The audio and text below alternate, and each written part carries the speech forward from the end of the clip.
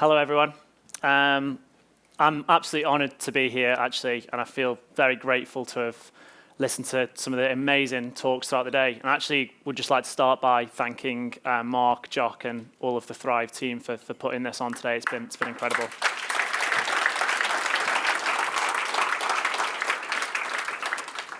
It's quite ironic, really, when you're talking about mental health that throughout the day I've been very stressed about this talk.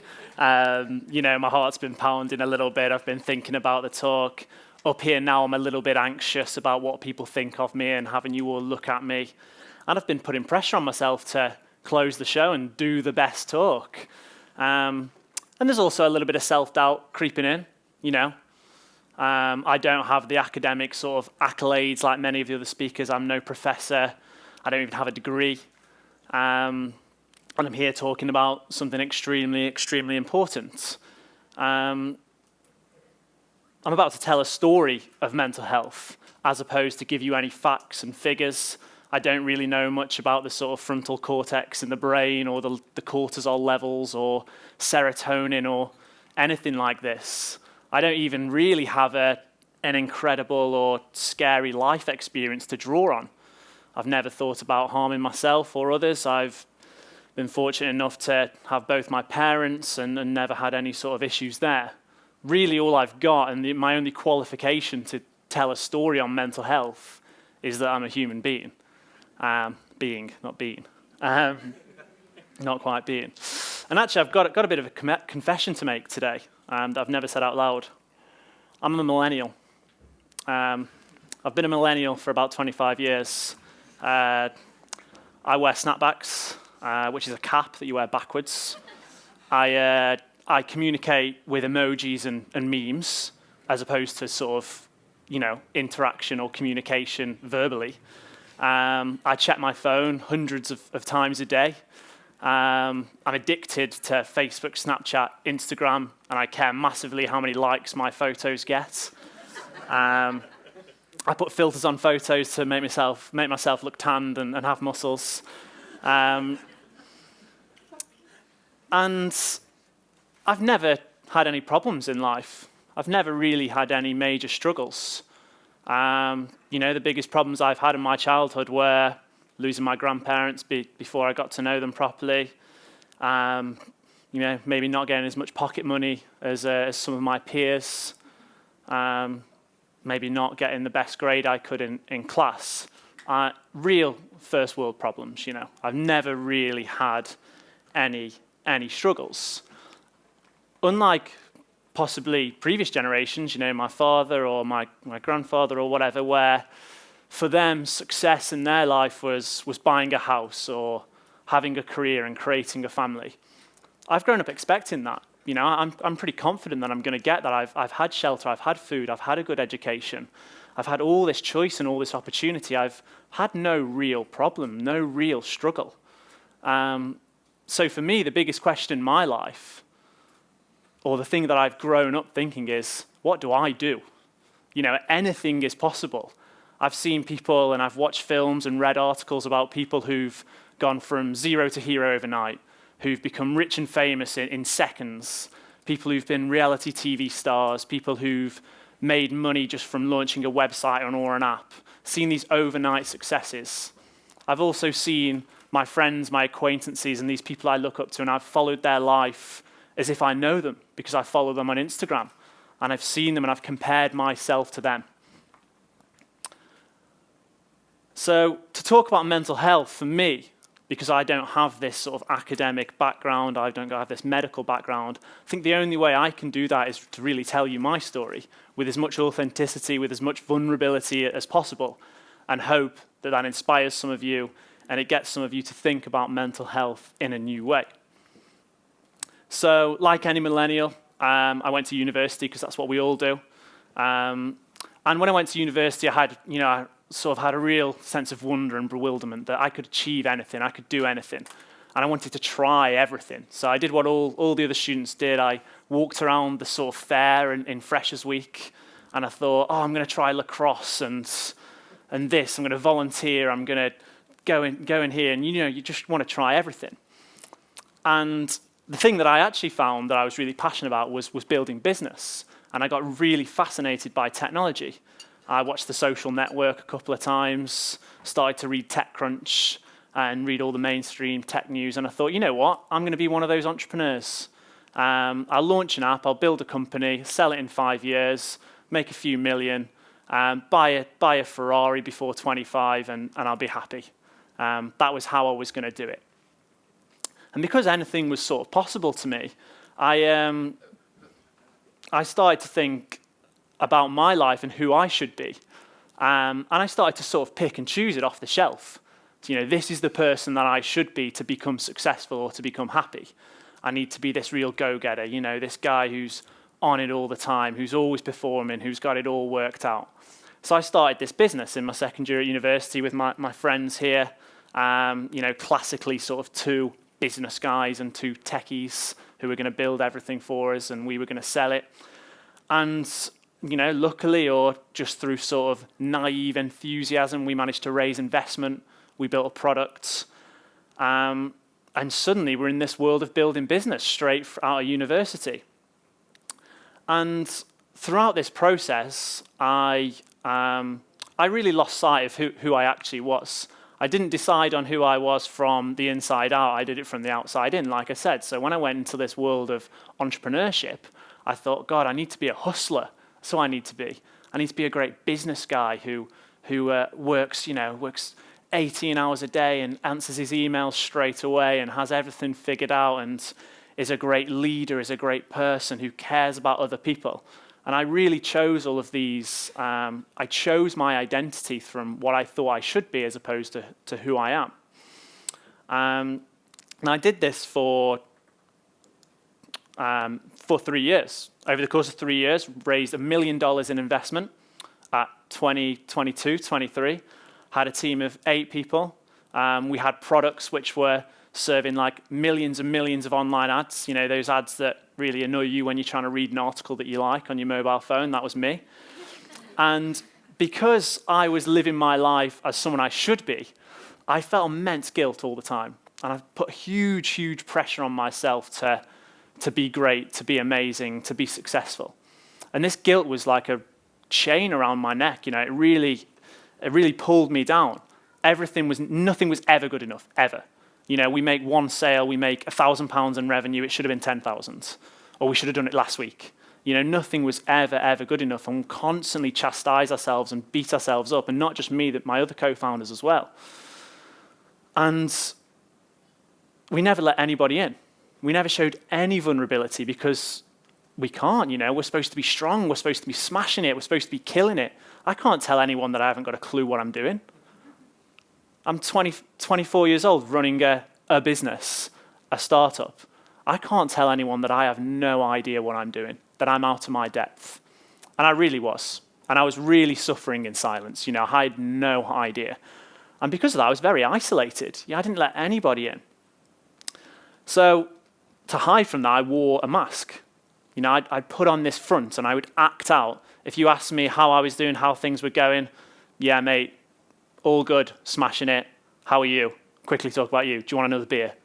Did you watch the football last week? Anything to not talk about how things were really going. I didn't let anybody in. I never opened up to anyone, to my friends, to my family. I cut off relationships so I didn't have to let people in and be vulnerable.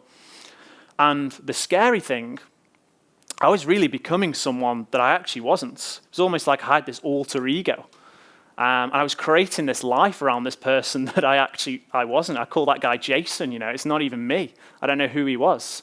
And actually it was kind of self-fulfilling because actually Jason on the outside seemed like he was pretty successful. It seemed like he actually knew what he was doing, but he really didn't. And I was really driven by fear. I wasn't driven by a passion or a purpose or meaning or some value that I wanted to create. I was driven by fear. Fear of being found out, fear of letting people in, fear of telling people what was really going on and who I really was, fear of being authentic, fear of being vulnerable. And I was really pushing through that fear. And you can only push for so long. Eventually that fire will burn out at some point. You will burn out. And that's exactly what happened. I completely burnt out. And about sort of June last year, it just hit me, I was sitting there with my friends who were working on this business, and we were just like, what are we doing? Are you passionate about this? No. Are you? No. Am I? No.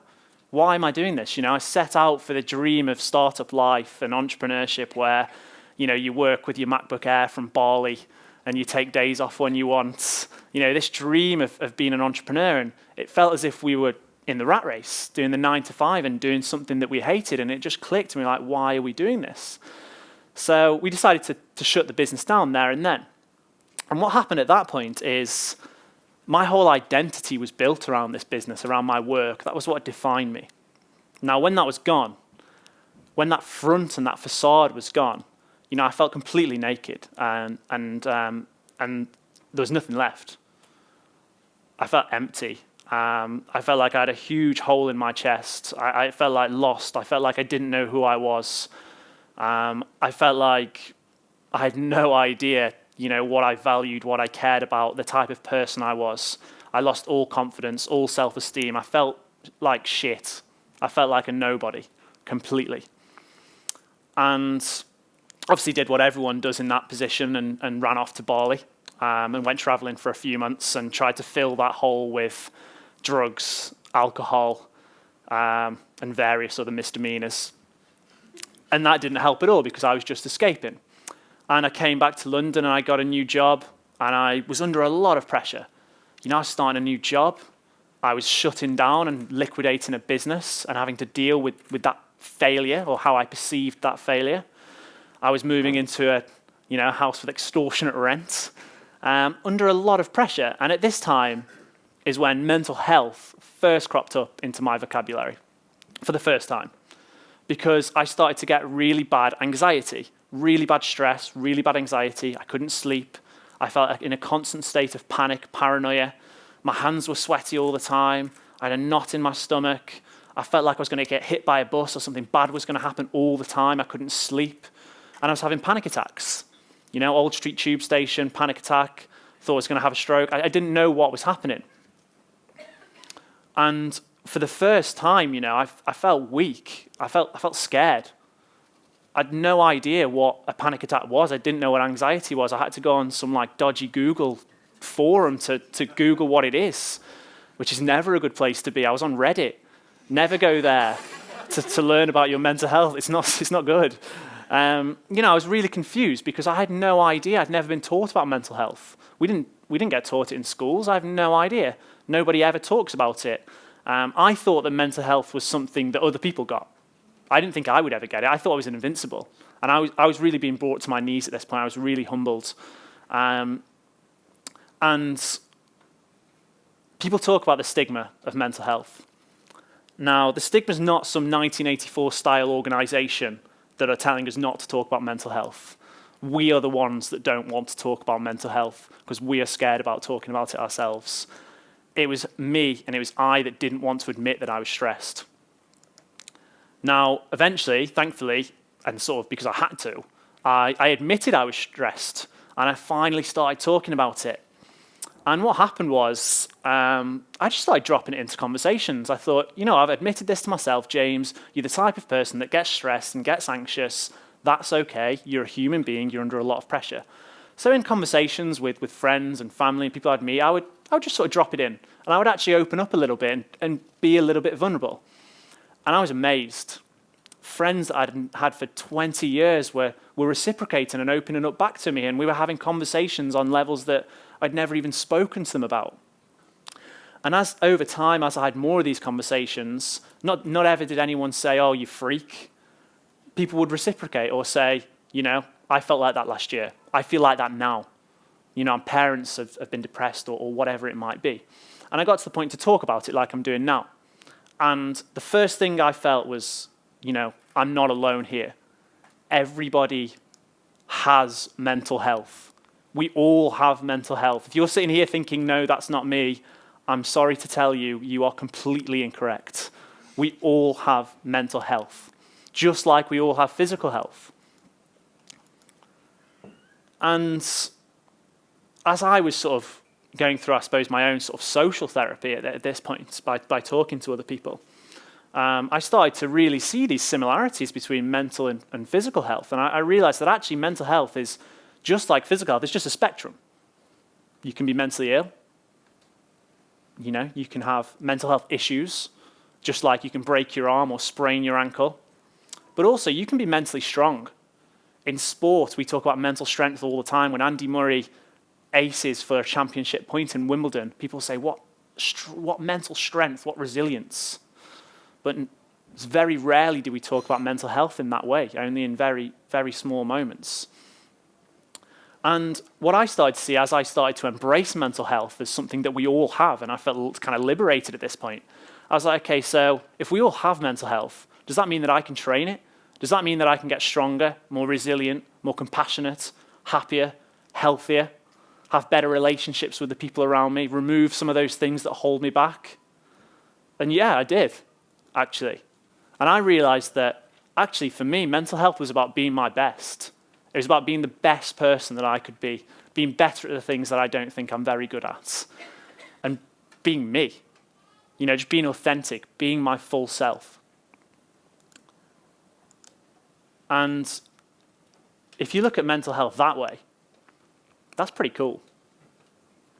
Just like physical health is cool now. You know, if you take a selfie of you doing yoga before work and having avocados and poached eggs for breakfast, that's cool. You know, you might get a few likes on Facebook or whatever. And just like I'll go to the pub with my friends and talk about how much I deadlifted or I squatted the day before, and they'll go, oh, well done, mate. What if one day I talk about how I went to coaching the day before and talked about the things that were holding me back and how I feel much happier and with much more purpose in my life? You know, would that not be amazing? Would that not destigmatize mental health and change the way that we think about it? Yeah, of course it would. So when we look at mental health like that, which is what I want to sort of incite within you guys in this room, when we look at mental health as something that we can use to be better, to be our best, that's not anything to be ashamed of or to be scared of. That's actually something to be proud of, to aspire to be, because you're actually being you. And that would be amazing if you could do that here in Guernsey. So thank you for listening.